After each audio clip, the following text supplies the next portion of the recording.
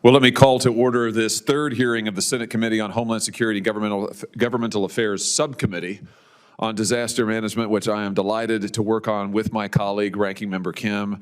I want to say a thank you to all of our witnesses for being here, as well as everybody who is in the room and joining us online. The title of today's hearing is Examining Fraud and Foreign Influence in State and Federal Programs. And today's hearing is going to examine two pillars that are truly fundamental to our republic and to the confidence of the American people in our republic, and that is the integrity of our public funds and the integrity of our political system.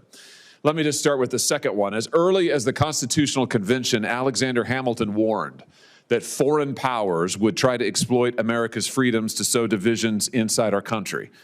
Threats from foreign influence, he said, should never be dismissed as idle or as hypothetical. And today we are confronting a raft of allegations and reports that foreign influence and foreign money is making its way into the American political system and is financing activities that is not only destructive, detrimental, and divisive, but also potentially illegal. At the same time, more and more Americans are rightly concerned about the use of their tax dollars and where their tax money is being spent around the country. You know, I've often thought, watching and reading reports here in recent months, that if you are a hardworking American taxpayer, if you're somebody who wakes up every morning, goes to your job, plays by the rules, pays your taxes, you must feel like such an idiot. I mean, you must feel so taken advantage of.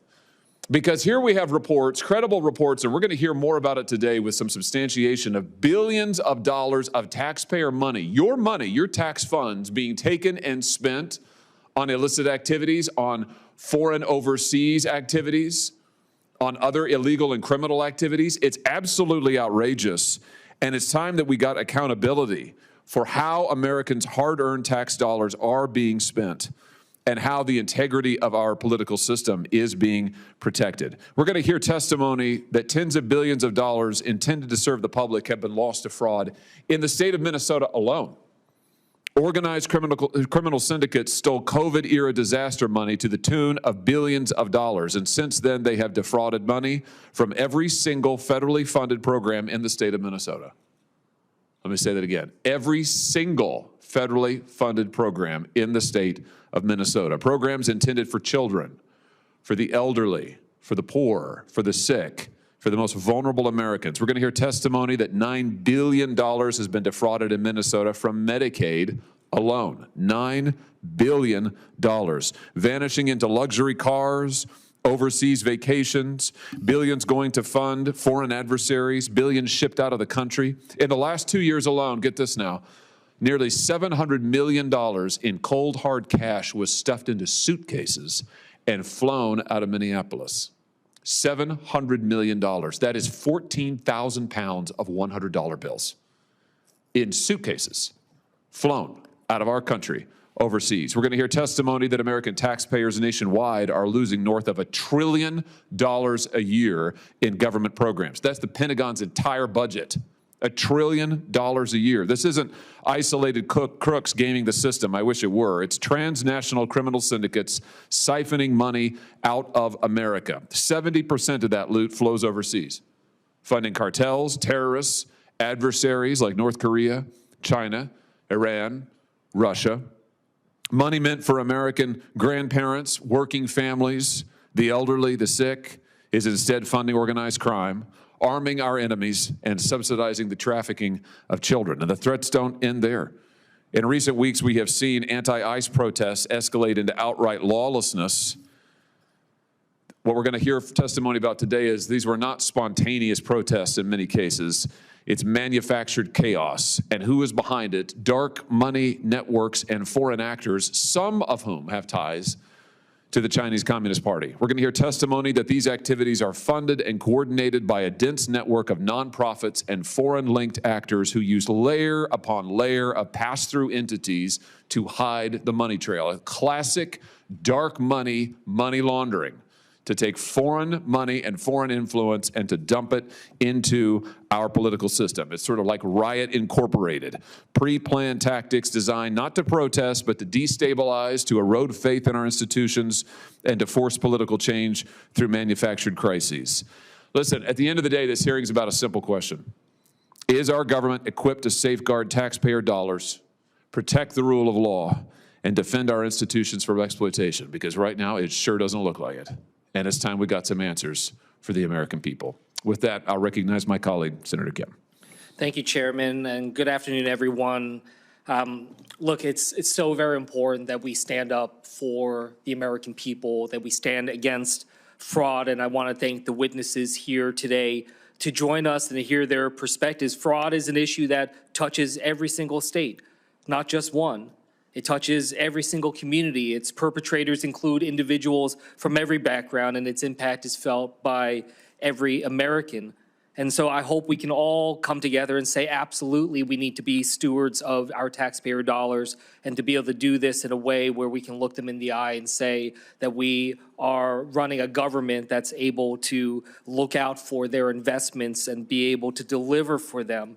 So I understand that. But we have to make sure we're doing this in a way that doesn't single out any one group or people or broadly classify them as fraudsters, because we know that would be inaccurate as well, given how widespread this is. So I want to be clear. I condemn fraud at every level and believe that those who make a living scamming the American people must pay a price.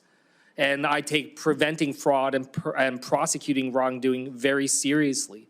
However, we, again, cannot and should not use fraud as an excuse to go after political enemies, to militarize American cities, or wield government power in a way that goes after the American people, as they utilize constitutional rights to stand against injustice, to make sure that we are not delegitimizing legitimate freedom of expression and gathering.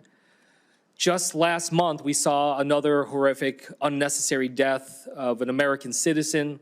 This is a moment where many are frightened, and I hear that back in my home state as well. We have a responsibility as we are doing our due diligence in terms of governance to make sure we are not throwing gasoline on the fire, and that we are doing it in a way that can keep a level head and be able to think through pragmatically what we can do to be able to address these problems that we face. They deserve serious executive and legislative action to address fraud, and can and need to be bipartisan for us to be able to get them done. This committee and this Congress must address these important problems of addressing fraud with an understanding that fraud happens all over our nation and has a wide range of issues and programs. Happens in the private sector, happens in the public sector, happens under both the Democratic and Republican administrations and leadership. We should not be complacent to it. We have a responsibility, again, to be stewards of the taxpayer dollars, but this demands a comprehensive strategy, not a whack-a-mole approach. Thus, I'll conclude by just saying we must show the American people that we are using their hard-earned dollars responsibly and not rewarding wrongdoers or looking the other way due to partisan or political convenience. We must also restore trust in our government at a time when it is at an all-time low, and be able to make sure that there's accountability no matter who is at fault, regardless of their political background, or if they sit in the Oval Office or here in Congress or in a governor's office, actions that only invite more fraud within the programs that we have. I'm looking forward to hearing from our witnesses today and working on this matter together. And with that, Mr. Chairman, I'll yield back. Thank you very much, Ranking Member Kim. It's the practice of this subcommittee to swear in our witnesses before they testify. So I'll ask you, if you would, to stand with me now, raise your right hand, and answer this question. Do you swear that the testimony you're about to give will be the truth, the whole truth, and nothing but the truth, so help you God? All of the witnesses answered in the affirmative. We will now proceed to questions. Actually, I'm jumping the gun. I'll let you speak first. How about that? I'd love to start with questions, but we'll let the witnesses speak first. Let me introduce, we'll just go down the panel. We'll start here on the left. Let me introduce first the Honorable Mr. Mark Koren, Senator Mark Koren. Mark Koren is a Minnesota State Senator. He's also a member of the Minnesota Senate Legislative Audit Commission. It's great to have you with us, Senator Koren, and I'll turn it over to you for your opening statement.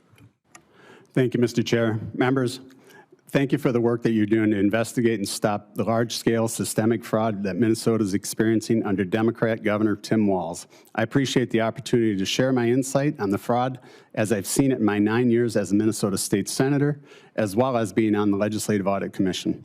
The Legislative Audit Commission is a bipartisan commission. The commission appoints the legislative auditor, a nonpartisan position whose job is to hold state agencies accountable. The auditor reviews programs across state government, flags misuse of taxpayer dollars, and statutory noncompliance and violations. I spent 9 years overseeing that work, and I can tell you plainly that most of these audits are bad. One of the most common failures of state agencies is not verifying the grant recipients did the work that they were paid to do. In January 2026, just recently, the auditor found something that she said she's never seen in her 27-year career.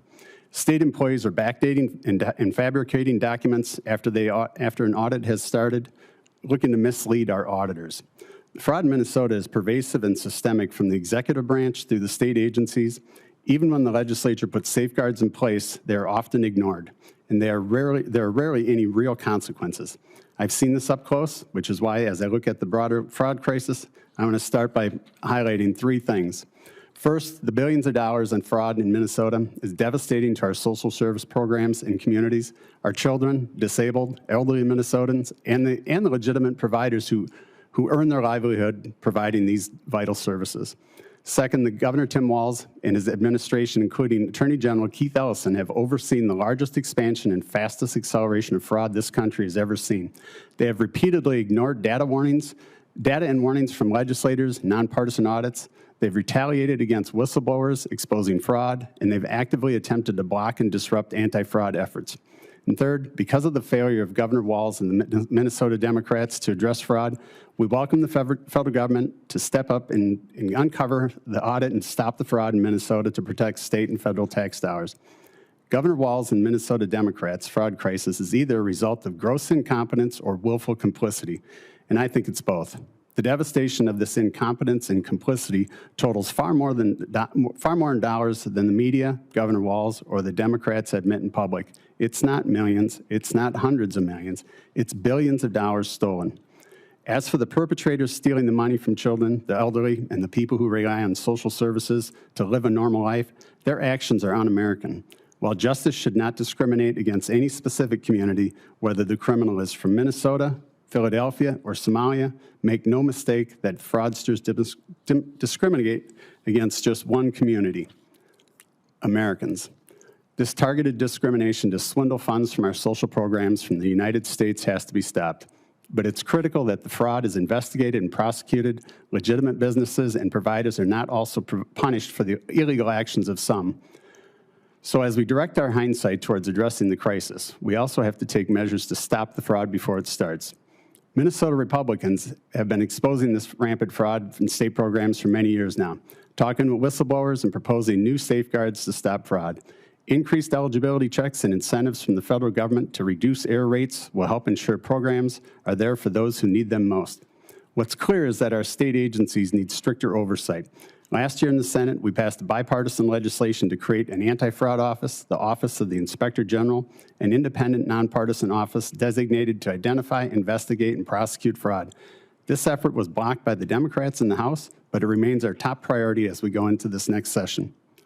Hindsight measures like the OIG and federal oversight, combined with foresight measures to drastically improve eligibility determination, will help protect taxpayer dollars and get it to the programs that need it the most, not in the hands of the criminals who betray our goodwill and take advantage of our generosity. I appreciate the time and your careful attention to the fraud crisis in Minnesota. It has only been because of the national spotlight that our leaders have begun to admit the fraud problem is as dire as it is. Minnesota is ground zero for the fraud epidemic, but we can become the blueprint for how to prevent fraud if the right actions are taken. I hope that our leaders will work with the federal government to be able to move forward from this dark stain on our state's history. Thank you, Mr. Chair. Thank you, Mr. Corrin. Next up is Haywood Talcove. Mr. Talcove is the CEO of LexisNexis Risk Solutions. Mr. Talcove, the floor is yours. Chairman Hawley, Ranking Member Kim, and members of the subcommittee, thank you for the opportunity to testify today. I have spent my career working to protect taxpayers and our most vulnerable from organized criminal groups who exploit our country's generosity and kindness. I have worked with the Secret Service on investigations and felt the personal impact fraud has on loved ones, like my 84-year-old mother who lives in Florida. This country has built a social safety net grounded on a pledge. When Americans face hardship through disaster, job loss, or crisis, their government will respond with speed, fairness, and dignity. In my remarks, I will focus on the scale of the fraud crisis and key solutions we can implement to stop it. The United States government is ripe for exploitation and likely the single largest funder of cybercrime in the world. Fraud in government programs is significant. It materially undermines the financial health of the country and contributes meaningfully to the nation's $38 trillion national debt. These are not your constituents. These are real criminals stealing real tax dollars, using fake companies and stolen identities. The scale of the problem is real. The GAO places losses at over $500 billion a year. Secretary Bessent estimates losses of up to $600 billion a year, around 2% of GDP, while I put the number closer to $1 trillion annually, or $115 million every single hour, of which 70% is related to transnational criminals. Others have placed the number as high as $1.5 trillion. Over the last decade, taxpayers have lost anywhere between $7 to $12 trillion to these criminal organizations stealing from our benefit programs. We now spend more on fraud than we spend on servicing the national debt or the defense budget. Fraud is a national security issue. It is a fiscal crisis. It is a betrayal of the people these programs are meant to serve. And it impacts the trust your constituents have in their government and its leadership.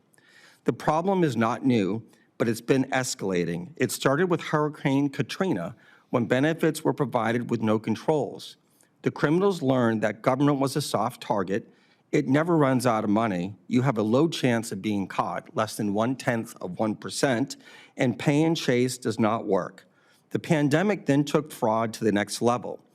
Domestic and transnational criminal organizations steal and manufacture identities and companies, share data and best practices on the dark web, exploit complicated eligibility systems, and move cash around borders to foreign adversaries.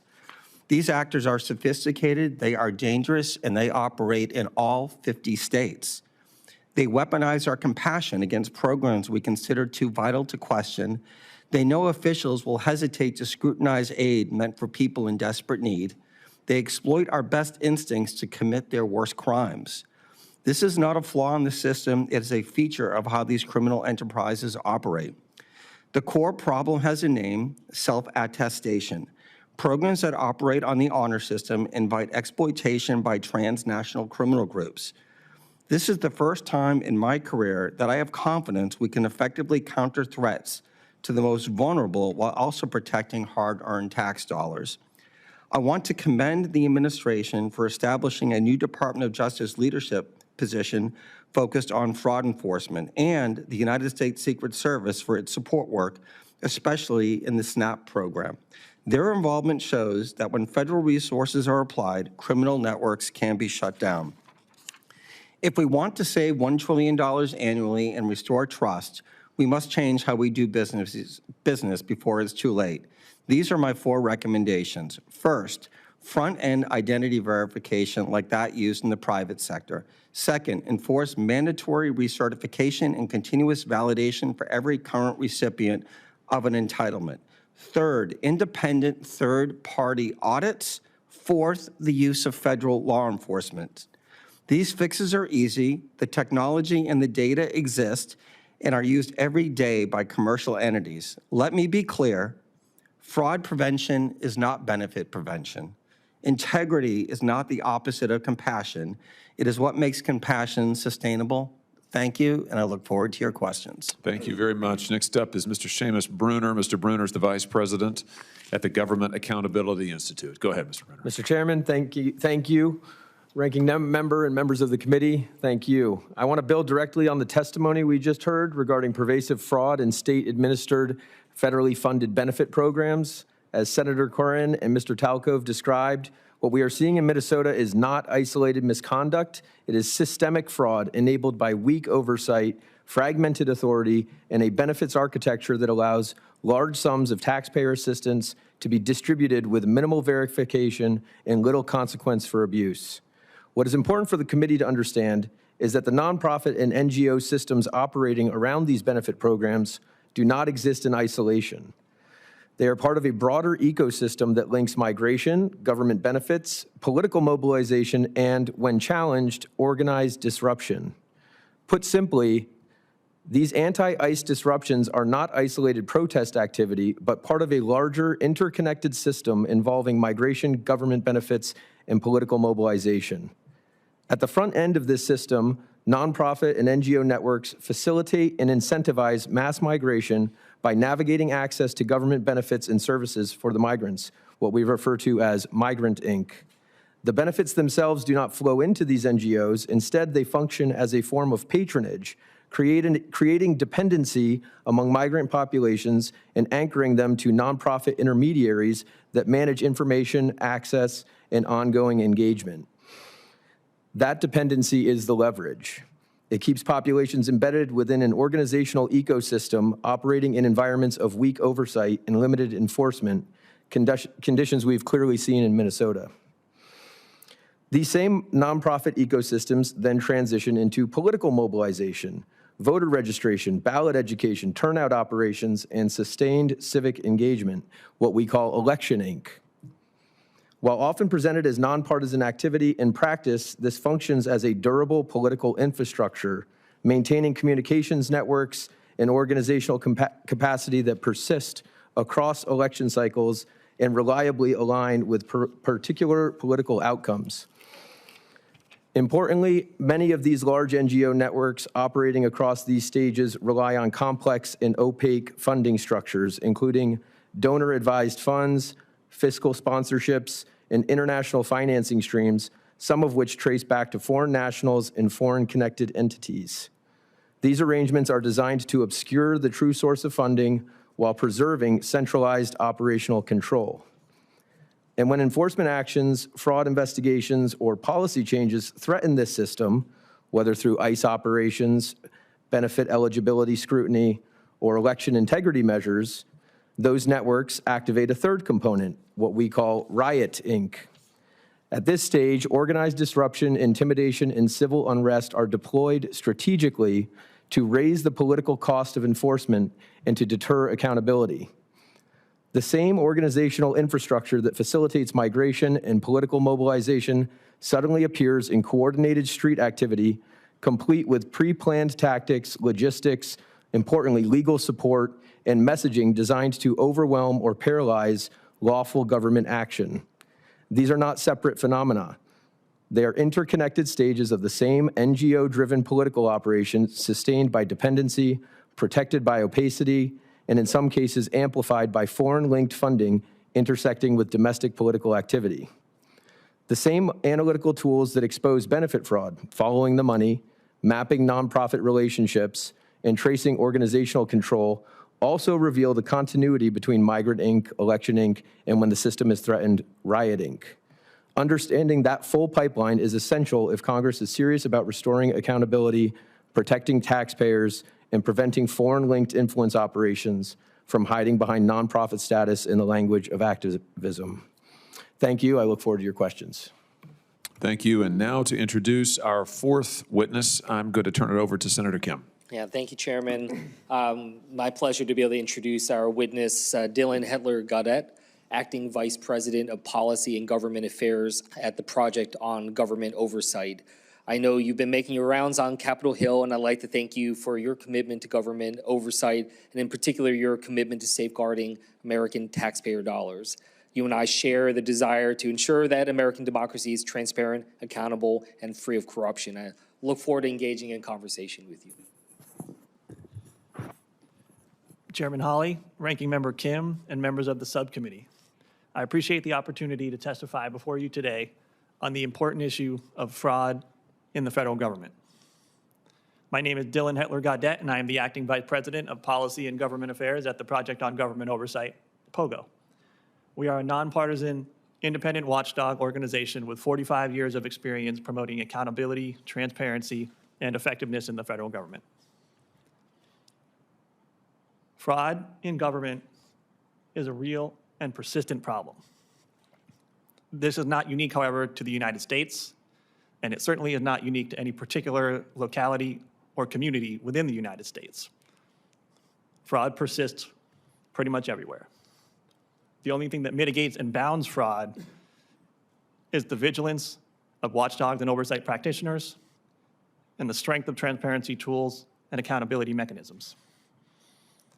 With that said, it is incumbent upon all of us to do what we can to prevent fraud, especially when fraud is related to hard-earned taxpayer dollars and critical public services. This is true whether the fraud takes place in food assistance programs in Minnesota or if it takes place in the context of Mississippi welfare programs, which involve the world-famous Hall of Fame NFL quarterback. This is true whether the fraud is perpetrated by large multinational defense corporations. The point here is fraud is a systemic problem and it requires systemic solutions. Please allow me to touch on a few of those solutions here, though I elaborate on them in more detail in my written testimony. First, key oversight practitioners and internal watchdogs, as well as essential sources of information, must be strengthened, preserved, protected, and sufficiently resourced. Specifically, I'm talking about inspectors general, I'm talking about the Government Accountability Office, I'm talking about the Office of Special Counsel, and I'm talking about whistleblowers. We must also take a long, hard look at the technology and the architecture we currently use to monitor, track, analyze, and assess spending. That architecture is currently broken and in dire need of overhaul, reform, and modernization. We're in the age of 5G, quantum computing, and generative AI, and the federal government still largely operates in the analog world, maybe at best in the Windows 95 world. We must also remember that corruption, conflicts of interest, and cronyism, they act as the anabolic steroids to waste, fraud, and abuse in the federal government. No successful effort to tamp down on waste, fraud, and abuse can be undertaken without cracking down on corruption. We've seen recently over the past two administrations, and for much longer, how susceptible to abuse and corruption the presidential pardon power is, for example. We also must enact much stronger, more robust rules around conflicts of interest and really crack down on the pay-to-play lobbying activities that often corrupt and corrode key federal decisions, including on the spending of taxpayer dollars. But just as important as what we must do is what we must not do. What we must not do is undertake foolhardy, over-promising endeavors like the Department of Government Efficiency, or DOGE. Now, despite its progenitor claiming it was going to find $2 trillion in taxpayer savings, up to this point, on DOGE's so-called wall of receipts, we've only seen about $215 billion of savings, and that's assuming you can trust that data on its face, which you cannot. We've seen a rash of reviews, reports, and analyses of this wall of receipts, which have found basic mathematical mistakes, misstatements, cherry-picking data, and a whole host of other errors. And that says nothing about the fact that the federal government spent more money in 2025 than it did in 2024. We have to hand it to DOGE on one hand, though. It did illustrate perfectly exactly how not to go about rooting out waste, fraud, and abuse in the federal government. The key takeaway here is that fraud is a persistent, cancerous disease upon the federal government, but the only way to address it is to get at root causes.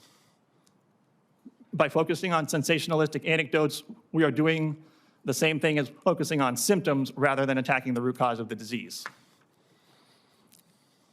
I look forward to answering your questions, and I thank you again for inviting me to testify today. Thank you very much. Thanks to each of the witnesses. Now we will turn to questions. We will alternate sides, Democrat, Republican. We'll start with me. We're going to do 7-minute questioning rounds. Let me just start with you, Senator Corrin, if I could.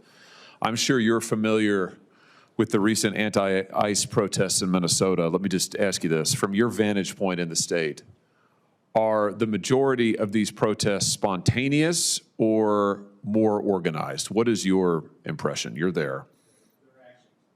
Sorry, Mr. Chair. They're highly organized and coordinated. What evidence of that? What data? What signs have you observed that would indicate some level of coordination?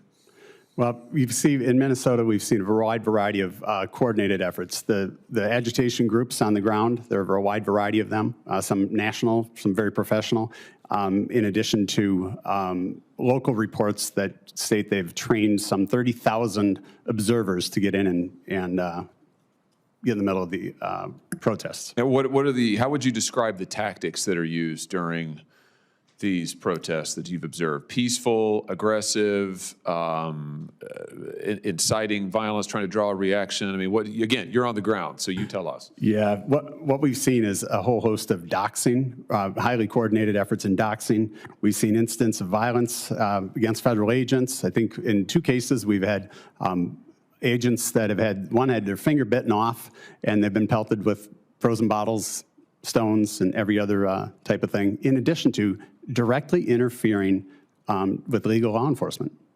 Let me ask you this. Have you seen any evidence that state officials are cooperating or coordinating with these efforts in any manner? Yes, we've seen there are a variety of state officials, elected officials that represent the Minneapolis area that have gotten involved. Some are on the chat box, the chats out there. We've got one representative, very proud, Brad Tabke is a representative out there proud, making sure to help train and coordinate those efforts. Mr. Rimmer, can I just turn to you? Senator Corrin has said that he has seen coordinated efforts within his state to disrupt ICE, including lookout signal chats, et cetera. Your organization specializes in following nonprofit funding and organizational networks. So based on your research, what organizations have been active on the ground in Minnesota? What can you tell us? Thank you, Mr. Chair. Yes, we have tracked over $60 million, according to the latest 990 disclosures, to approximately 14 groups, some of them national, others on the ground. Groups like the ACLU provide the legal defense, as well as facilitate the trainings for some of the tactics that Senator Corrin just described. A group named Democracy Forward. Take Action Minnesota has gotten over $10 million from these large NGO networks, including the Neville Roy Singham Network, Indivisible, National Lawyers Guild, CTUL, the Council on American Islamic Relations Minnesota, CARE, Minnesota 350, Voices for Racial Justice, on and on. Like I said, over $60 million just according to the latest 990 disclosures. $60 million, at least 14 different groups. That sounds like a pretty broad ecosystem here. Where's this money coming from? I mean, how is it flowing to these groups? Do you have any sense? So we've built a database that contains hundreds of thousands of rows from grants from networks like the Soros Network, the Arabella Funding Network, as mentioned, the Neville Roy Singham Funding Network, many others, Tides, the Ford Foundation Network, the Rockefeller Funding Network, these massive NGOs that have billions of dollars to spend on all kinds of coordinated protest, or in this case, riot activity. Give us a sense, if you could, of how this money flows to the ground level. You know, how does it get from these various donors and come down to ground level and start funding protests and other violent activity? It comes in the form of a check, a 6-figure check. That'll come from whether it's the Open Society or the Tides groups, the Singham groups. They'll fund directly some of these on-the-ground organizations. And we've seen this happen time and again. It's not just in Minnesota. So the money, I think we've got a chart perhaps, the money gets moved around. You just referenced a number of these groups, Arabella Advisors, the Tides groups. These are left-wing, dark money groups.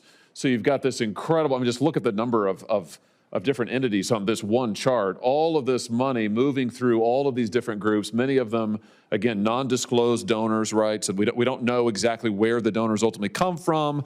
Oftentimes the entity that gets the money doesn't have to report where they get the money. So it's washed through multiple times. And what you're saying is your research has found multiple different left-wing groups that are funding these protests on the ground in Minnesota. Is that a fair statement? Yeah, that's absolutely fair. And the foreign money is probably the most concerning, whether it's from Neville Roy Singham or the Swiss billionaire Hans-Jörg Wyss. Okay, talk about that. Talk about the foreign money, because you've mentioned Singham now a couple of times. There was a New York Post article not long ago talking about Neville Singham, who's based, I think, in China.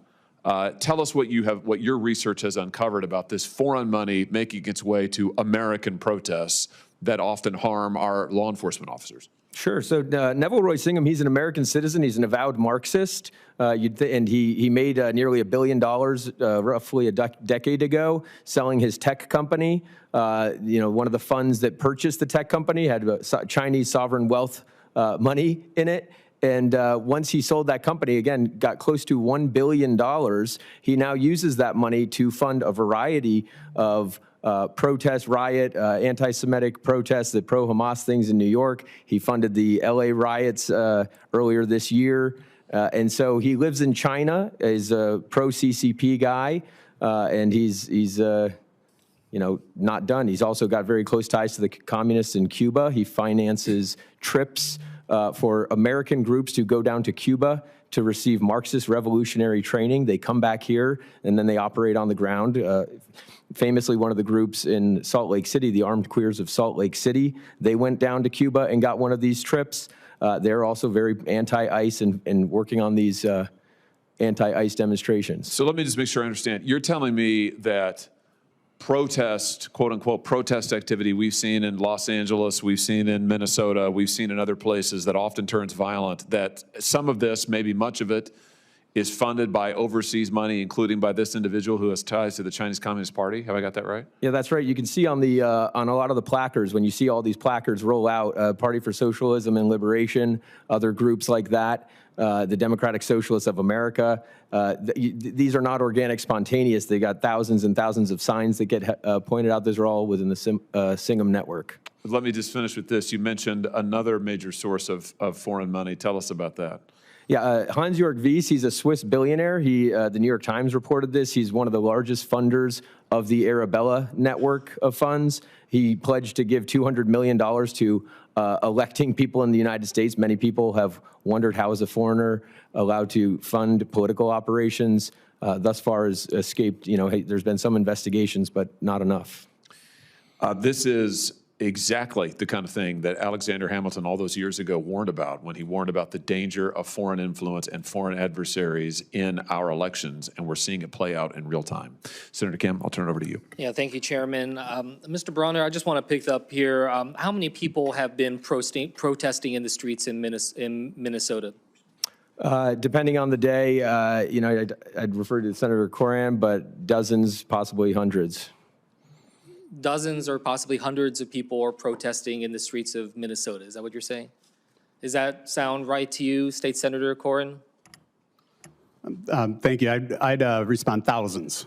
So thousands of them, and there are a variety of groups. So those at the national level, which were just discussed, those that are home-based in Minnesota, as well as all of those that have been encouraged by our leadership. Of those thousands, how many do you believe are just doing this on their own, or do you really think that the majority, if not most of them, are actually coordinated in the way that Mr. Brunner was talking about?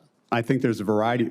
There's three tiers again. Those that are national and global, as I just described. Those that have ties based in Minnesota, coordinating with the national efforts. And then those that are homegrown, that just residents that have been encouraged. I mentioned earlier, they talked that they've trained 30,000 Minnesota residents to be observers and to engage and impede federal law enforcement. Yeah, look, I just want to say that I just strongly disagree with how you've been categorizing this and talking about this. And it's not just people in Minnesota. People all over this country are frustrated and concerned and upset. They're scared and they're worried about things because they just saw 2 American citizens get killed in the street by federal agents. And I just had a town hall in New Jersey this weekend, and the idea that people will be saying that this type of anger and this type of outrage, whether in New Jersey or in Minnesota, is being predominantly coordinated in this type of way. I just have to say it is delegitimizing the anger and the fear that people are facing right now.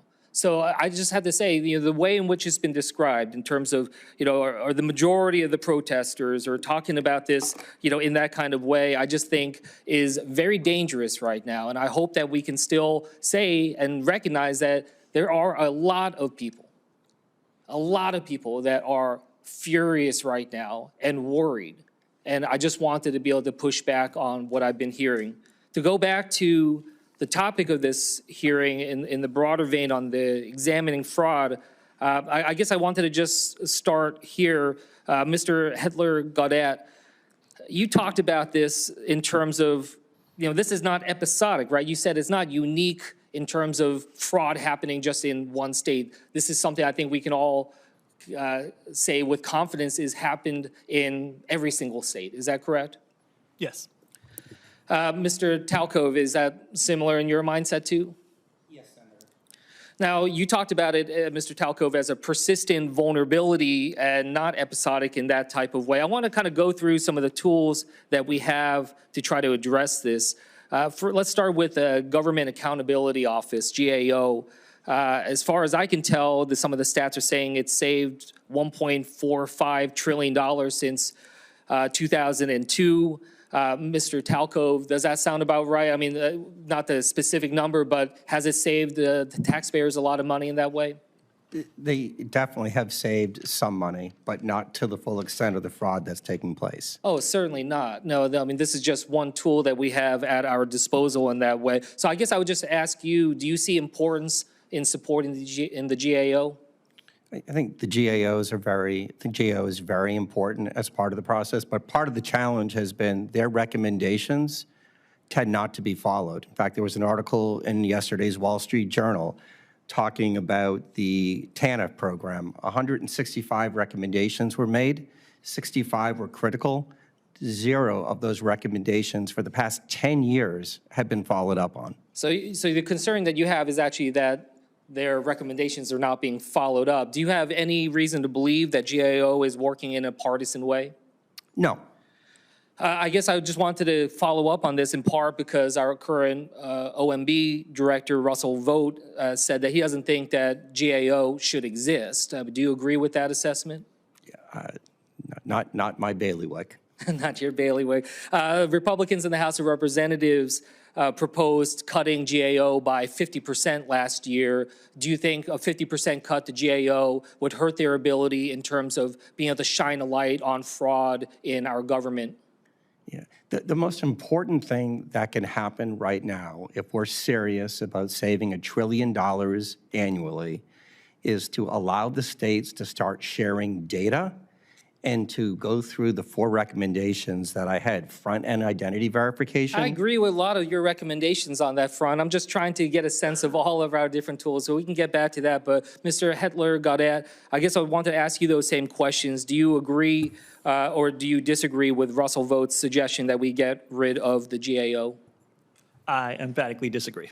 Do you have a problem with Republicans in the House trying to cut GAO by 50%? I have a problem with anyone messing with GAO. I'm a staunch GAO defender, be they Republican or Democrat. Yeah, look, I think, just in these broad tools that we have GAO, and I hope that we can, in a bipartisan way, think through how we can use these tools, how we can support them going forward in our efforts if we are seriously and earnestly trying to address fraud.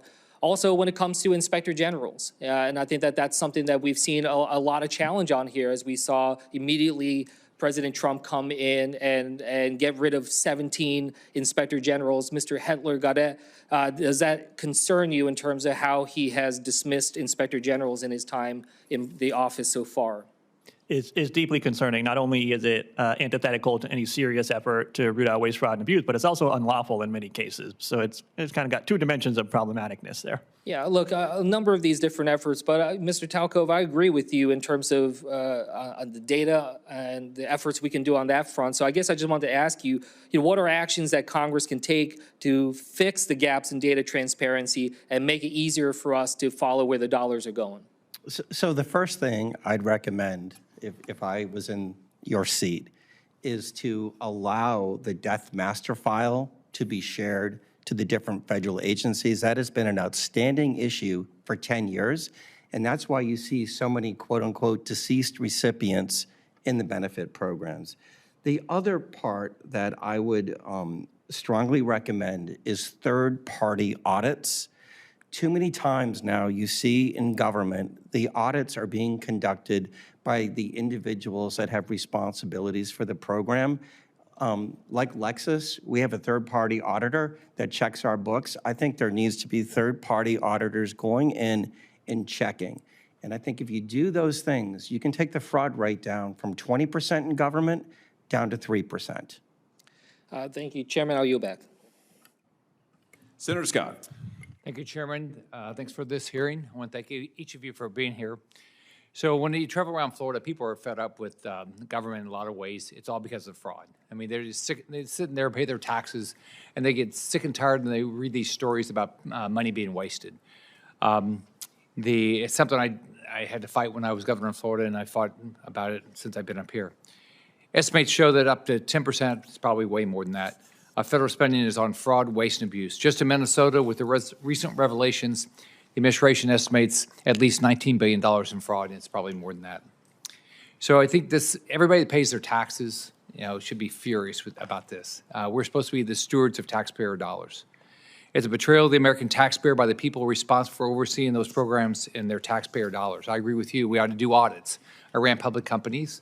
I ran private companies. Guess what? They were all audited. We had outside groups that audited how we did to make sure, and they gave us recommendations how we could improve every year. It's also a betrayal for the families who the funding was intended to actually help, who might be left without a safety net because of these fraudsters, because the federal government's been so easy to steal money from. I'm introducing my SNAP Data Transparency and Oversight Act this week. It's going to hold states accountable from sheltering fraudsters by requiring, it's real simple, requiring states receiving SNAP funding to provide recipient data to the USDA when requested. Pretty basic. Federal government puts the money up, we ought to get the data. I think this bill just is a start. We need to figure out exactly how the fraud occurred, where every single tax dollar is going, why, and we got to hold people accountable. I remember when I became governor of Florida in January 2011, people were telling me that they knew there was fraud in the unemployment program and they weren't going after the people that they knew were committing fraud. Like, how is that? How are you being a fiduciary to the taxpayer if you know there's fraud and you're not holding people accountable? So I think we've got to hold the people in Minnesota accountable, California, all across the country. So, Senator, as a member of the Minnesota Senate, you have experience with fraud prevention and detection in programs like unemployment insurance, Medicaid, disaster relief, and others. It's clear fraud has become a systemic problem for the Walz administration. I was governor of Florida. It's hard to believe that as a governor of the state, he had no idea it was handing out money to such blatant scammers and that billions of dollars could be stolen continuously, not just once, over and over, with what looks like zero accountability. So since the scandal has been unveiled, what has the Minnesota government, what has the Minnesota government done actually, what have they done to halt the fraudulent payments? Well, thank you. The governor has done very little. I think he's promoted and created a czar, a fraud czar, and under the Department of Public Safety, and there was just a recent article that came out, and he's done nothing since that started. He has put a hold on those 14 of the suspected programs which receive Medicaid funding. And some of those Medicaid funding programs, like housing support services and autism, were based on the federal investigators in Minnesota, have deemed that 90% of that was entirely fraud. Each of those programs, just those two programs, are about $800 million of taxpayer dollars that are being stolen. And so they have taken a little action. Unfortunately, they're so horribly ineffective that even the good providers are caught up in there, and they're willing to open their kimono. All good providers are willing to open their kimono and be audited. They're not even able to do that. And when you talk about the level of fraud, we all agree it touches the pocketbook, but it's stealing from the most needy in the state and in the country. And we're only talking about the stuff that rises to the level that we'd be criminally prosecuted, not that which wasted by swimming through the lane of government ineffectiveness. That's exponentially greater than what we're talking about here today. So we have a big challenge to solve. One of the pieces that I would argue would be, I think the advice was good that you've heard so far, but in Minnesota, between 1 and 3 elements of eligibility when you're looking or applying for benefits, it's a county-based system in Minnesota, is proven based on a self-attestation. I think our federal government should eliminate self-attestations. So has Governor Walz, or the Attorney General, has any company, any person been prosecuted? There have been not very few based on our Attorney General and fraud that's discovered by our state agencies. Almost exclusively everything you see in the headlines today is because of our federal government came in under the Feeding Our Future program, the $500 million which has only had about $330 million charged and prosecuted. I think almost 100 charged and some 60 have been convicted. That is just the beginning of the discovery in all of those other Medicaid programs and their financial discovery. They've discovered all of the other fraud and the tentacles because it's coming from the very same providers. So in your state, are the taxpayers okay with fraud? I think you've seen Governor Walz is no longer running for his, re-election. They're upset, but they're just learning about it. When Governor Walz pranced on the stage in the presidential election is when Minnesotans started to realize, or not realize, but when our local media was kind of forced to cover the actions that have actually taken place under his administration. So no fraud is a victimless crime. At the end of the day, it's hardworking American taxpayers in your state, Minnesota taxpayers paying their local taxes, their state taxes, and their federal taxes, who suffer from fraudulent activity. How have legitimate providers and families in Minnesota seen reduced services, delayed payments, and title rules that make it harder for honest people to get help because of this fraud? Yeah, we've got stories all over the state of good providers that are providing critical services, and the delays, even in a legitimate autism service provider was just highlighted this week, $250,000 a week in payroll, and they've delayed it for 90 days, payments for 90 days, and they only plan to roll it out in a limited environment. Many of the critical services and providers that actually are doing the work may go under and leave a huge portion of our population unserved. Mr. Talco, as we know, a simple visit to these fraudulent businesses in Minnesota revealed they are not real businesses. Can you explain how weak identity verification and self-certification systems like the ones we've seen in Minnesota and the Senator just talked about are a common vulnerability that criminals abuse across unemployment insurance, SBA loans, SNAP, Medicaid, and other major federal programs? This happens in all 50 states, Senator, and it starts with the Secretary of State and how the businesses are registered. You can go on to any of your state web portals, enter in any name you want for a business. As long as it doesn't impact a copyright, it's set up. And what the criminals do is they take those shell companies and then they create fake employees, they create fake services, and they deliver fake services, yet they're stealing real taxpayer dollars. All right, thank you. Thank you, Chairman. Thank you, Senator Scott. Now, I understand that Senator Johnson has agreed to let Senator Moreno. That's extraordinary. That's okay, very good. Senator Moreno, you're recognized. Thank you, Mr. Chairman. Thank you for allowing me to be in the subcommittee hearing. Mr. Talkov, I'll start with you. At the beginning of the session, I came over and introduced myself and shook your hand. You did. If I had stolen $4,000 out of your pocket, would you hunt me down like a wild animal? I think it'd be my wife that would go at you pretty hard, yeah. Well, that's what the taxpayers are losing in this country every single year to fraud. Think about that. Every single person who pays income taxes in this country is getting robbed $4,000.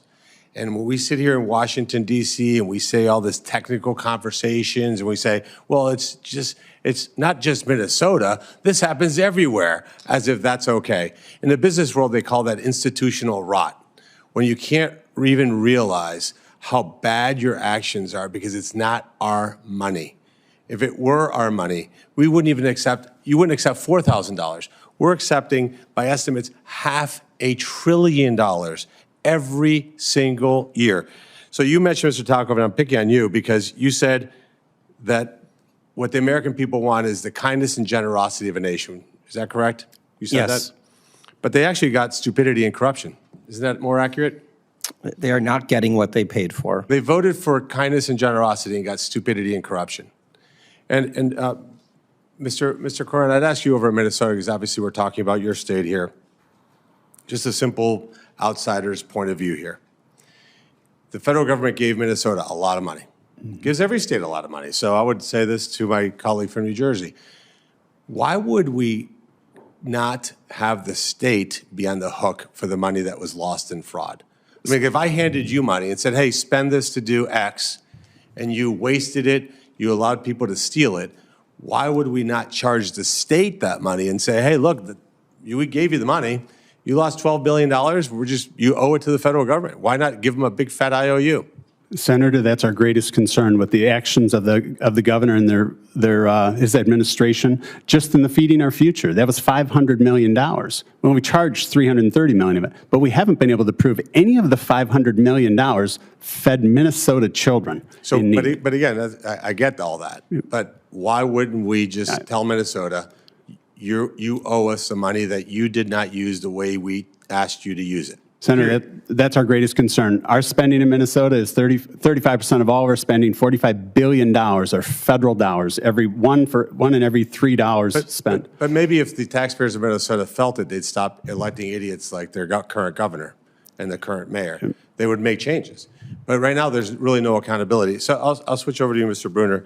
I have a bill called the STOP Act. It says if anybody is on any kind of social welfare program, so rent assistance, finance assistance, food stamps, whatever menu of liberal wish list programs that are created that people are on, you cannot send a single solitary cent outside the United States. Does that seem logical and common sense? It's very common sense. What type of instrument would have to hit your head for you to think that that wasn't common sense? I don't know. You'd have to be benefiting pretty big from the fraud. Right. Because you'd say, well, if the U.S. taxpayer is giving somebody who's down and out money, right, we're covering you, why would you then have that person send money outside the country? That doesn't make any sense, right? No, and it's billions of dollars. And Mr. Hedler-Gaudet, you said something that's, I think, things that are, and I don't know that you meant to say it. I don't know, you seemed like a good person. But you said something that I think is something I would ask all of my colleagues to reflect on, because we accept these kinds of statements as normal. You said, obviously, you don't like the DOGE effort. That was crystal clear. You weren't ambiguous on your feelings towards DOGE. But you said it only saved $215 billion. Do you have $215 billion? No.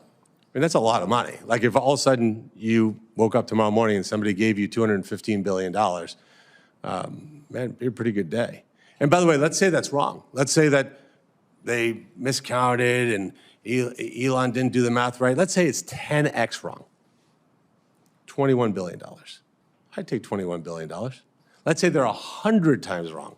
It's still $2 billion. And I think the commentary I think we have to do, and I think, Mr. Chairman, I think what we have to really realize as elected officials, where maybe we spend too much time here and not enough time actually talking to normal Americans, people who pay taxes don't expect us to put up with that kind of fraud, waste, and abuse.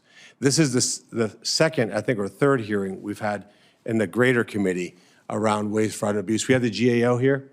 And the head of the GAO basically said, hey, this has been going on so long, we've wasted $3 to $4 trillion, which is a number none of us can comprehend, by the way. We don't even know what a trillion is.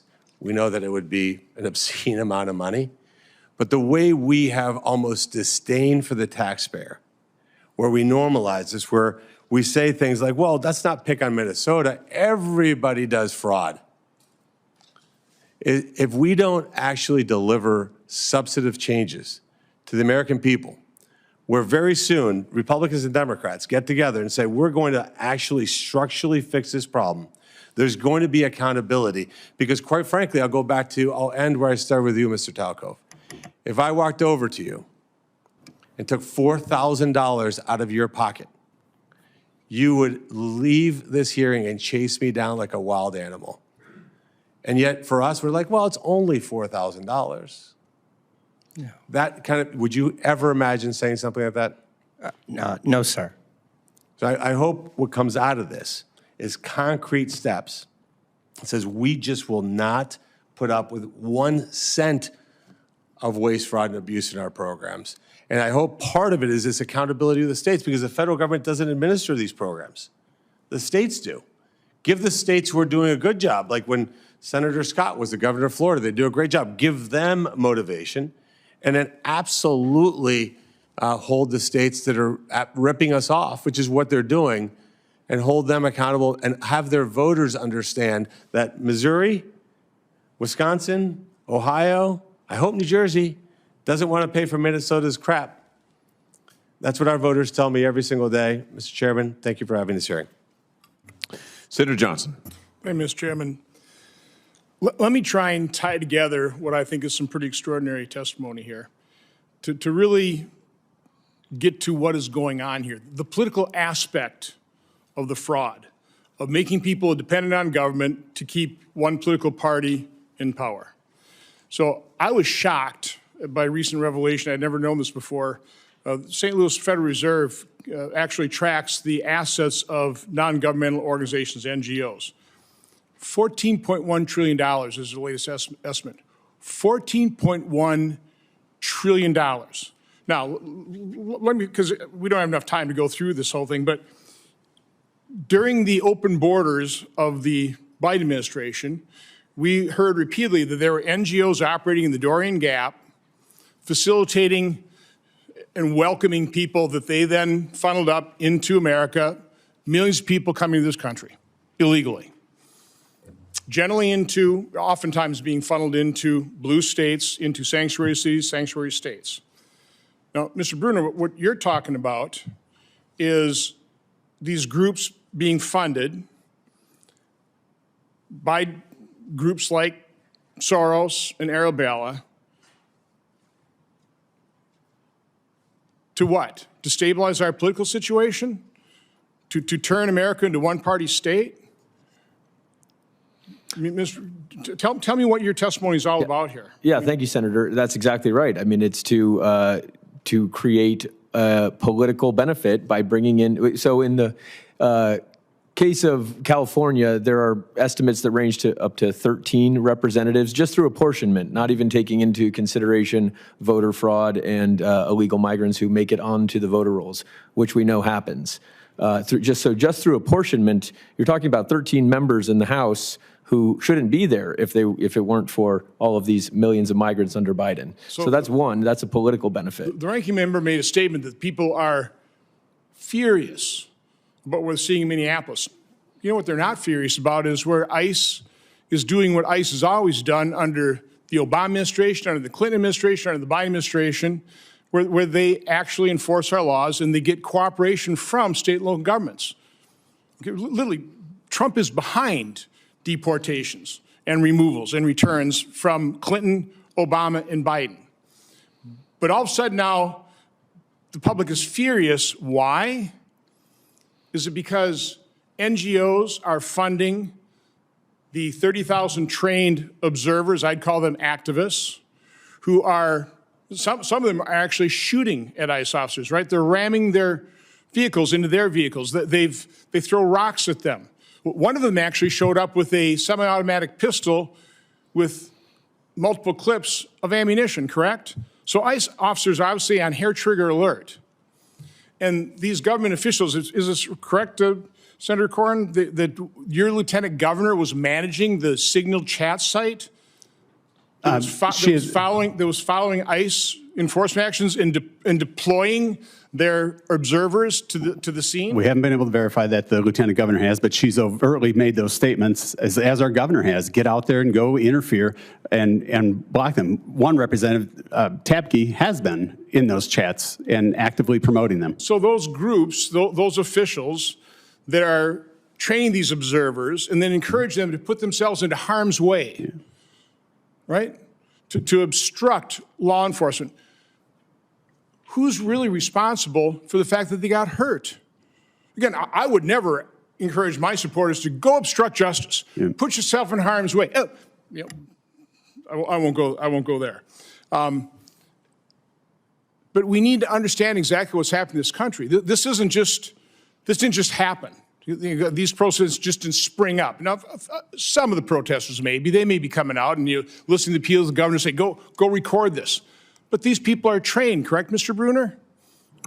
Yes, Senator. Trained and encouraged to do this. Mr. Talkov, you said that you've calculated the fraud about $1 trillion a year. Yes, sir. What metric do you use? Because I want to go to those sources. I want to figure this out because that's probably a low estimate as well. Yeah, well, we have unique access because of our position. So it's looking at mule networks, identity theft rings, foreign IP infrastructure. And here's the worst part, especially in government, seeing the same identity used in all 50 states and not being able to do anything about it. So again, I want, if you're willing to, questions for record, I'd like you to provide those sources of that data. I'd love to see how you've mapped out the funding of these organizations. Again, I talked about NGOs facilitating the Biden open borders. Let's go back to what happened with Somalians into Minnesota. Were there NGOs that were supporting that effort as well? I mean, is this the same thing just on a much smaller scale? And are we just seeing the maturity of it? That we just haven't got, well, I'm sure we've got to that level of fraud in California, but not necessarily with the new immigrants. But Senator Corn, what do you think? Who facilitated the Somalians in Minnesota? Minnesotan-led NGOs, as well as some national ones. Minnesota has been one of the leaders in we're a sanctuary state, not legally, but we are by the fact that our large metro cities are sanctuary cities, and you've seen those policies. But if I could add one piece to it, you've talked about kind of what are the motives, and we're only talking about the violent protesters and the organization and coordination. But each and every one of the dollars, when we talk about the fraud on the other side, the first part of this conversation, are also feeding that network for pure political gain and eternal power. So Mr. Talkov, you also mentioned that the Secretaries of State facilitate this by allowing people to register their businesses. Somebody's trained these people to do this, right? I mean, I guess a bunch of people could have the same idea, but my guess is somebody somehow is being trained to go to the Secretary of State, register as a business, claim you have all these kind of employees, and this is how you commit fraud in all these programs. I mean, would you dispute that? No. The fundamental issue is when we look at fraud, we look at it as a country through a program, whether it be EBT, unemployment insurance. And what happens is the criminals look at it nationally, not statewide. And by setting it up the way we have it set up, we allow them to share their quote-unquote sauce. And whether it's unemployment insurance fraud, EBT fraud, healthcare fraud, they share that across the country and they work at scale. That's why federal law enforcement needs to be engaged in these investigations, because state and local agencies can't handle them. They eventually lead back to transnational criminals in countries such as Russia, China, et cetera. And I would argue the reason the GAO, and I love them too, they can do some great work, but they're so incredibly ineffective. The same thing with IGs. They're not actually looking at the true perpetrators of this fraud. It is foreign actors, it is transnational criminal organizations, it is the non-governmental organizations that we funnel all this money through, and we don't track it. I mean, where did they get $14.1 trillion worth of assets? Could that potentially be taxpayer funds that we funneled through them that they're supposed to give to some worthy cause that they just put in their bank account? Is that what's happening here? Again, we need to open our eyes. We need to understand exactly what's happening here, but I think it's the shadow groups that the chairman was talking about here. They need to be fully investigated, and we need to understand exactly what's happening. This is far more than a couple one-offs or an outrageous example of Minnesota. This is endemic. This is persistent. And this is costing American taxpayers probably at least $1 trillion out of the $7 trillion we overspend every year. Thank you, Mr. Chairman. Thank you, Senator Johnson. Senator Corn, let me just come back to you. I want to get a handle here on just the scale of the fraud in Minnesota. We talked about the dark money groups funding much of what's going on the ground, but let's just get a handle here on the scale of the fraud.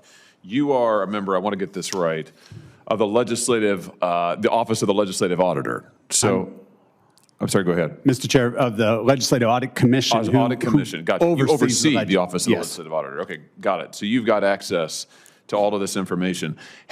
Give me your best estimate based on the information you've seen, the audits you've seen. How many of the agencies, 20 or so agencies, I think, in the state of Minnesota, public agencies, how many have rampant fraud? All of them are wrapped up in some sort that can issue. There's 20 primary state agencies in state law. Of the largest, there are 10 of our largest primary agencies. Many of the nonprofits receive grants and funding from all 10 agencies. If you had to put a number on it, based on what you've seen, your work, your investigations, the audits that you've seen, what do you think the total losses are to Minnesotans in terms of fraud? I think the conservative number is what our federal investigators have determined. Of just the 14 Medicaid programs, that half of all of it would be about $9 billion. And I don't think that's, and I think the reason I believe that's true is in each audit that the legislative auditor produces, we measure right level in the samples of what they have done. 20 to 80% of each one of them, they're unable to prove that the dollars were actually have gone to the programs in which they're indicated. $9 billion.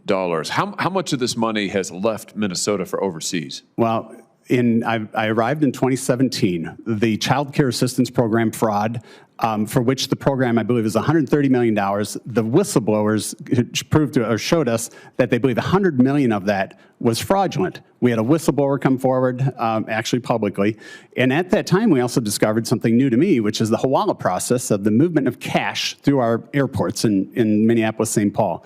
And what I've come to learn, in that year it was just coincidentally $100 million in fraud, suspected fraud, and $100 million went out in cash through the Minneapolis St. Paul airport. I've learned that. Tell us how that worked. $100 million in cash through the airport. In suitcases, back then it was $1 million at a crack. And so I've learned that in the year before it was about $74 million. Secretary Bessent I've tried for 2.5 years to get that number because I wanted to get a view of how many excess dollars are sent out from the from the community that's sending them. And in the last 2 years, it was $340 million each year. And so if you look at it, it's about a 25% increase over this period from 2017. That's $1.8 billion in cash. And I don't think the average citizen who works for their money understands how complicated it is to ship or to obtain $6 to $7 million of cash every single week of the year. And our federal government certainly must have been aware of it and has done nothing to look at it. But that's just all but about $130 million, I think, is originated out of Minnesota. You know, but what every American taxpayer absolutely understands is their federal tax money being taken on suitcases out of this country to go heaven knows where. I mean, if that's not infuriating, I don't know what is. And the fact that it is systemic in Minnesota and probably, to your testimony, Mr. Talco, probably systemic in a lot of other places. I mean, millions of dollars in suitcases out of an airport, and that's just one means of shipping this money around. I mean, it's absolutely unbelievable. I want to come back to you, Mr. Talco. You testified that about $1 trillion you think is lost in fraud every year. Where's this money going? I mean, we know where some of it's going in Minnesota. It went overseas. It went to Somalia. It went to NGO fronts. We know where it's gone in some other states. California gave away billions of dollars to a pro-Hamas NGO. But $1 trillion nationally, where's this money going to? I appreciate that question because most people don't ask that question. It goes to terrorism. It goes to child trafficking. It goes to drugs. It goes to terrorism. And then it's used to purchase luxury items, cars, purses, homes. That's all funded by people like me that pay taxes. So you're telling me that the electrician who goes to work every day and clocks in and works his butt off and tries to earn just enough to be able to, make his rent, maybe have a kid or two, put food on the table, his tax money is being used to buy other people luxury items, cars, yachts, whatever else, and is going to fund terrorism and child trafficking? Yes, sir. $1 trillion a year on this stuff? $115 million an hour. $115 million an hour. How do they get in their hands on it? What are we talking about here? Trends, national organizations, criminal networks? How do they get their hands on this money? They take advantage of antiquated government systems and processes. They go into programs that they know elected and appointed officials won't touch, and they can steal at scale. And what happened really was during the pandemic, between the PPP loans and the unemployment insurance, they learned a really valuable lesson. Government never runs out of money, and the probability of getting caught is virtually zero. I have it at 0.1%. So come back to the recommendations that you mentioned in your opening statement. What do we need to do to put a stop to this hemorrhaging of people's hard-earned money going overseas to finance child trafficking and luxury yachts? I mean, what needs to happen here? It's really simple. It's used every single day in the commercial sector. Front-end identity verification, you just don't get to say, I am who I say I am. Second, recertification of all the recipients. There is so much fraud right now in the benefit programs all across the country. We need to get a baseline. Third, this notion of a third-party independent audit. And finally, is involving federal law enforcement, like the Secret Service, to investigate it. The thing that people don't understand is that most of these beneficiaries, Senator, they're not real. They're fake. They're someone's stolen identity that is getting used in all 50 states. Incredible. Senator Kim, do you have anything further? Yeah, thank you. Thank you, Chairman. I mean, look, what you just laid out there, Mr. Talco, I mean, it should piss off every single American. And this is absolutely atrocious, and it just, I'm just furious, honestly, Chairman. And like, I think that there is something here, as we've tried in other hearings too, where we can work in a bipartisan way to be able to address this. You know, my job today, I'm not trying to defend any single state. I'm just saying that we can't look at it just through that lens. I mean, Mr. Talco, you were talking about this, saying the criminals are looking at this nationally. Is that right? I think that was your quote. Yes, sir. Then we need to make sure we're looking at this nationally too. Because it's not something that any single state is going to be able to handle on their own. Is that right, Mr. Talco? Like, no single state in our country has the capacity on their own to be able to address this. You don't see the connections when you're looking at it within a state. You have to look at it nationally to find the connections. Yeah, and so, you know, I think just our best opportunity here going forward to really try to deliver for the American people, because this is outrageous and should not continue on. It's just not just the scale of the money, but what it's being used for and what it's going towards. And I say that as someone who used to work counterterrorism, you know, at the Pentagon before. Like, I can't stand this. But we need to make sure we're focusing in on the criminals and thinking through, you know, what you were saying about federal law enforcement and other efforts. So, look, you know, Mr. Chairman, again, I just think that there's an opportunity here for us to come up with a comprehensive set of a menu of actions that we can take and think through what is it that we can work with this administration on, what is it that we can work through Congress on, what is it that we can empower the states to be able to step up and to be able to handle on that front. And, you know, Mr. Hedler Gaudet, I just wanted to just follow up with you because, you know, we were talking through this about just the challenges, for instance, on the data side. You know, I had seen, you know, different reports about, for instance, usaspending.gov, right? But it seems, from my appearance, wholly inadequate right now in terms of being able to really rise to the level of the detail. I mean, I think it's admirable we're trying to have that transparency, but would you agree that, you know, this is something, if we're really serious about this, need to make sure that we're taking the tools that we have, investing in them to have a greater level of detail and the fidelity to really be able to try to track? Does that make sense to you? Yeah, it makes perfect sense. And I would just note that we're actually at a kind of an interesting moment right now. We're 20-year anniversary of the passage of the Federal Funding Accountability and Transparency Act, which was the piece of legislation, bipartisan, co-led by Senator Tom Coburn and then Senator Barack Obama, by the way, that created usaspending.gov and really tried to begin the process of bringing federal funding and the tracking of federal funding into the 21st century. We have obviously not kept up. And as I mentioned in my opening testimony, we have a long way to go to really reflect 21st century sort of technological capabilities when it comes to how we track, monitor, and assess federal spending. But it's, you know, it's something we can do. It's not hard. You know, the statute is there. We have the reforms. We have the fixes. We just need to do it. Mr. Hedler Gaudet, I just wanted to stick with you a little more. You know, Mr. Talco was going through, you know, 4 different ideas here: front-end identity verification, recertification, third-party audits, federal law enforcement. Did I get that right?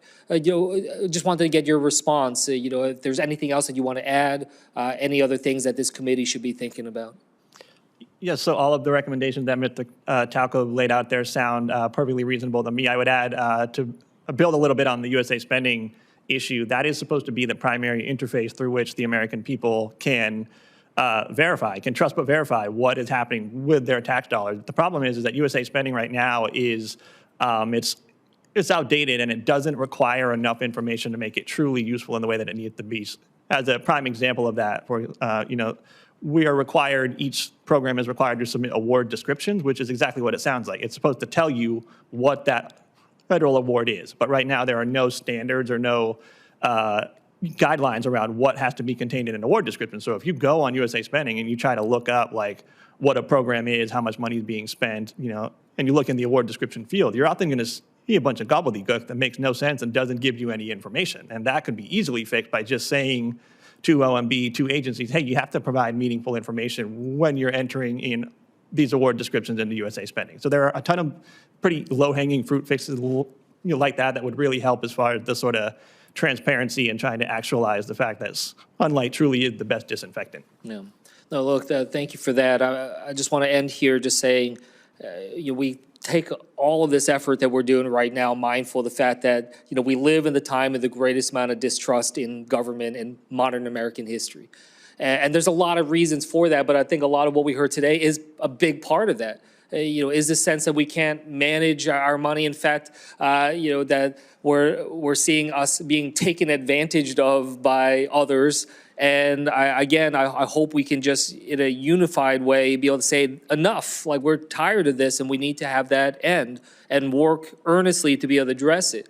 What I worry, though, again, is if we're sniping at each other and continuing to point attacks at each other, especially politically, the only people that benefit from that are the criminals. They're the ones that are getting away with this as we're wrestling with each other and fighting each other. Whereas if we are seriously being targeted in such a direct and malicious way by actors, then we need to make sure we are unified in terms of being able to address that and be able to do this with a clear mind. Because again, I think restoring trust is so important right now. We think about just how many legitimate beneficiaries are being taken advantage of and not getting, how the taxpayer dollars are being diverted, and how all of this is just going to continue to make it harder for us to be able to push forward. So, Mr. Chair, again, I am grateful that we have an opportunity to shine a light on this.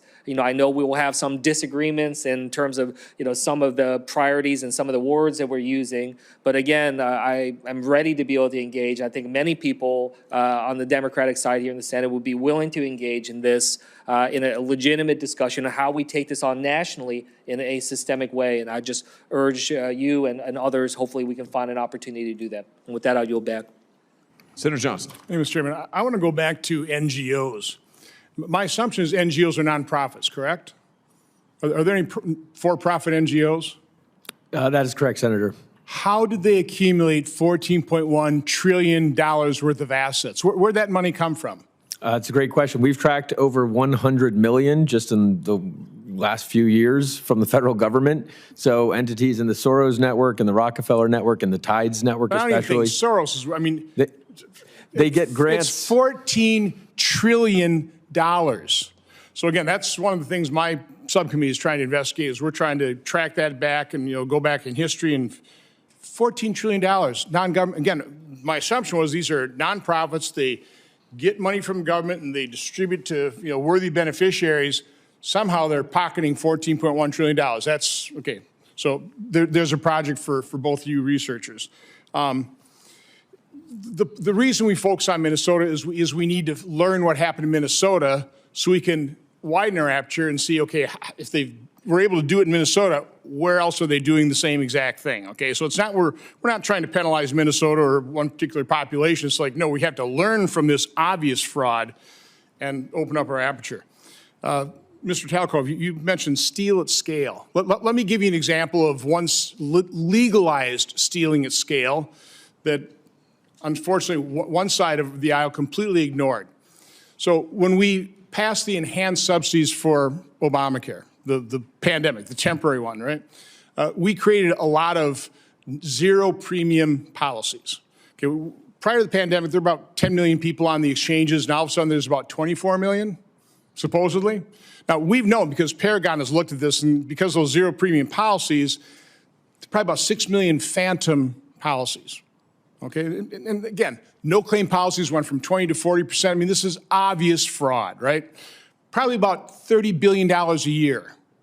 So anybody who wanted to just go ahead and clean extension of the enhanced policies, even though we were talking about this all the time, $30 billion a year, I would call that fraud at scale. I was happy to just look the other way and facilitate that fraud. Yeah. Okay, so again, we can talk about bipartisanship, but the fact of the matter is, we've got one side of the aisle that has no problem with this. Governor Walz had no problem looking the other way. They were fully aware of it. I mean, the first audit that I saw, that was in, I think, March of 2019, a couple months after he got into office. You know, fully aware of this. They're not willing to do anything about it, which is why the GAO recommendations are not enacted. But I want to know, you describe stealing at scale. How do they do it? How could you funnel $14 trillion into NGOs? Yeah. How does it happen? So go back to your Medicaid example, right? 40% of those policies, absolutely no claims. But that's just the tip of the iceberg.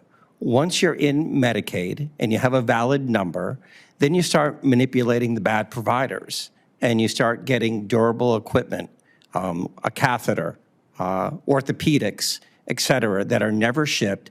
And all of a sudden, you are losing literally hundreds of billions of dollars. And what happens in government is we don't get to the lowest common denominator. The lowest common denominator is the primary care physician that gets inundated with thousands and thousands of fake patients seeking fake services and products. But who's, step aside for a minute, who's accumulating this? I mean, who is behind literally how many tons of dollar bills? Minnesota, the one, well, I always heard is, you know, 700 million, but it's $1.4 billion of cash. Yeah, in my experience doing this 15 years, it all ends up tied back to transnational criminal organizations that facilitate the fraud and move portions of it out of the country. Are there names for these, or are they just that shadowy? They're state-sponsored groups. They're groups such as APT 41. These are well-known organizations that operate, and their sole purpose is to steal from American taxpayers, destabilize our democracy, and use that money for other purposes. Well, Mr. Bruner, again, you've, I think, part of writing a book on some of the foreign influences here. You know, we need data. We need information. We need flowcharts. We need to, you know, break down the $14.1 trillion, figure out where that came from. Figure out if it's $1 trillion or $1.5 trillion a year in fraud. We've got to break that down and go, okay, here are the programs it's going through, and here's who's sucking it up. Because again, there's some fraud of, you know, people getting benefits that they don't deserve. Okay, that's small scale fraud. You're talking about fraud at scale that's being funneling money into, I don't know, Al Shabaab, whatever terrorist organization. Maybe some of that $7 or $1.4 billion worth of cash that went out of Minneapolis. How do we get to the bottom of this? You know, how much research has already been done? Yeah, well, in the example of the cash flowing out of Minneapolis, I mean, it's really shocking because it goes through this Hawala network, which is an ancient Islamic banking system. And we did a report, EB Terrorism, and it's about how money makes its way to terror groups. I mean, the figures we've talked about today, think about how much 9/11 cost. The investigation shows around $450,000. Many of the hijackers were on benefits with that. The Boston bombing, it's a pressure cooker. I mean, a couple $100, or they were on benefits. Same thing with New Orleans, the truck driver. I mean, $19.99 a day from U-Haul. So the amount of money that we're seeing go out, it needs to stop because of the amount of damage it could potentially do. Regarding the $14.1 trillion, we'll track it, but these are endowments. I mean, it's legal to hold, you know, the buildings and the things like that. But there's so much money, it's hard for a human to comprehend $14 trillion in assets. Okay. Well, again, this is incredibly important. Again, this is way more than, you know, fraud by individuals. These are organizations organizing this And again, I would argue for political purpose, right? Because you go back to Minneapolis, those protests, those people just, spraying out of their houses and something. No, this was highly organized. Now, I don't know, was it literally organized to turn people's attention away from the massive fraud? I know people made claims. I don't know. But all I know is the only reason Americans are furious at ICE right now is because that was ginned up. Those activists were trained to put themselves in harm's way. They got a couple martyrs. It's been incredibly effective, but it's incredibly corrosive on our body politic. Thank you, Mr. Chairman. To your question, Senator Johnson's 14,000 pounds of $100 bills. 14,000 pounds of $100 bills that left the Minneapolis airport alone. I want to end. Hey, by the way, just real quick, the fix to there is when you see, they actually filled out the CBP forms. So it was all okay because they filled out the paperwork.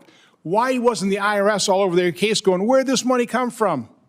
So again, I hope this administration starts focusing and investigating where'd that money come from. We've talked about some of the necessary steps that are needed here to deal with the sort of fraud and corruption that we've been talking about today. And I want to add one more to that, and that is prosecution. As a former prosecutor, there's nothing like the power of prosecution. And when you've got $60 million in dark money flowing through at least 14 different groups just for the Minnesota protests alone, to say nothing of other protests, anti-law enforcement protests we've seen around the country, many of these groups using foreign money. By the way, no foreign entity has any rights to the First Amendment in the United States of America. And when you are funneling and funding activity that is itself illegal, the assault on cops is illegal. Blowing up cars on the California freeway, that's illegal. Disrupting students trying to go to school on our campuses, that's illegal. And over again, we see this money through these same networks flowing in to create these riots, these protests, these divisions. There needs to be prosecutions here.